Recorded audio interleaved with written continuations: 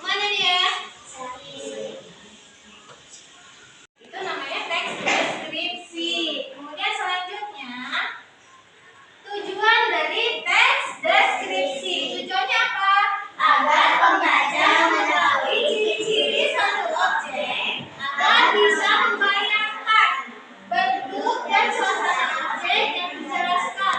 Kemudian untuk memberikan informasi yang jelas tentang suatu hal. Nah, yang pertama tujuan teks deskripsi itu agar pembaca mengetahui ciri-ciri dari satu objek. Itu bisa tempat, bisa hewan, bisa juga keluarga kita, kayak itu ibu kita, ayah kita, adik kita, itu ya. Kemudian yang kedua tujuannya adalah agar pembaca bisa membayangkan bentuk dan merasakan. Kemudian keempat, fokus pada satu objek. Nah, jadi dia harus fokus pada satu objek, nggak boleh lebih dari satu objek. Contohnya, misalnya kita mau menceritakan tentang kucing kita. Terus nanti setelah kita ceritakan kucing kita ceritakan lagi tentang orang tua kita, kan nggak nyambung ya. Jadi kalau teks deskripsi itu harus fokus dulu satu objek. Contohnya kalau kita mau menjelaskan tentang tempat kita jalan-jalan traveling bersama orang tua kita, itu aja yang kita jelaskan. Jangan nanti menyambung ke hewan bentuknya ini gitu. Jadi dia tidak nyambung ya. Oke, lanjut ke contoh objek teks deskripsi. Nah, di sini ada apa? Hewan. Contohnya apa? Ada kucing, kelinci, ayam. Kalau tempat? Sekolah, taman, pantai. Kalau benda? Sepeda, mainan, buku. Nah, kalau orang contohnya? Teman, guru, ayah, ibu. Nah, itu contoh dari objek teks deskripsi.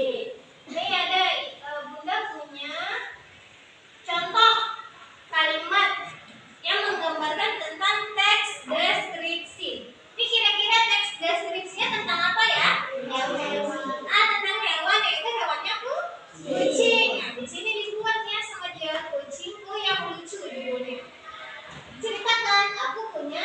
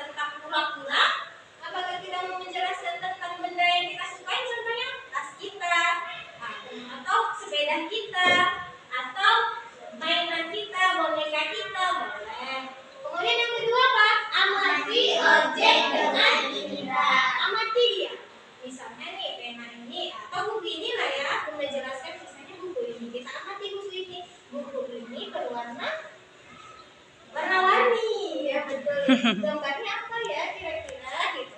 Kemudian dia dalamnya isinya ada berapa lembar gitu. Kita deskripsikan buku ini secara rinci dan jelas. Kemudian selanjutnya adalah